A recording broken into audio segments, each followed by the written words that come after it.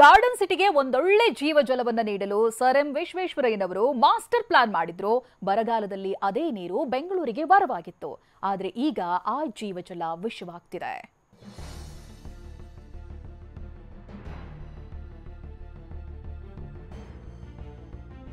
Tippagondanahalli dam ಒಂದ್ ಕಾಲಕ್ಕೆ ಬೆಂಗಳೂರಿಗರ ಕುಡಿಯೋ ನೀರಿನ ಮೂಲ. ಆದ್ರೀಗ ತಿಪ್ಪಗೊಂಡನಹಳ್ಳಿ ಕೆರೆ ಬಳಿ ಹೋದ್ರೆ ಮೂಗು ಮುಚ್ಚಿಕೊಳ್ಬೇಕು.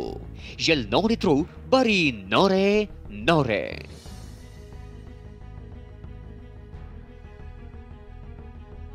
ಬೆಂಗಳೂರು ಗ್ರಾಮಾಂತರ ಜಿಲ್ಲೆ ನೆಲಮಂಗಲದ ಕನುವನಹಳ್ಳಿ ಕೆರೆಯ ನಾಲೆ ಸಂಪೂರ್ಣ ಮಲಿನಗೊಂಡಿದೆ.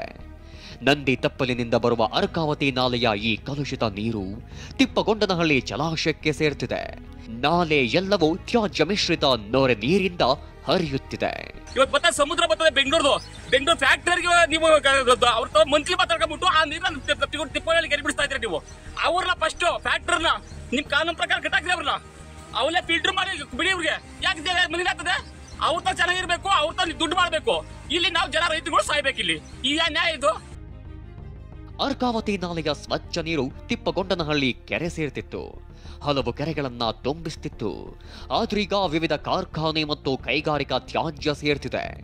ಜಲಚರಗಳನ್ನ ಕಲುಷಿತ ನೀರು ಬಲಿ ಪಡೆಯುತ್ತಿದೆ. ಅಲ್ಲದೆ ಕೃಷಿಗೆ ಈ ನೀರು ಬಳಸಿದ್ರೆ ಬೆಳೆ ಹಾಳಾಗ್ತಿದೆ.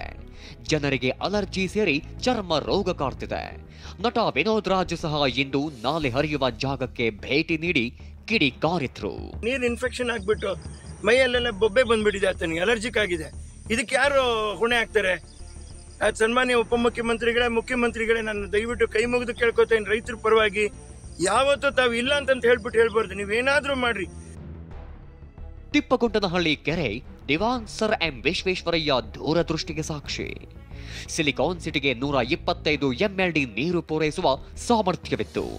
ಆದ್ರೆ ಡ್ಯಾಂನ ನೀರು ಕಲುಷಿತಗೊಂಡಿದೆ. ನೀರನ್ನ ಫಿಲ್ಟರ್ ಮಾಡಿ ಕೆರೆಗೆ ಹರಿಸಬೇಕು ಅಂತ ಸ್ಥಳೀಯರು ಒತ್ತಾಯಿಸುತ್ತಿದ್ದಾರೆ.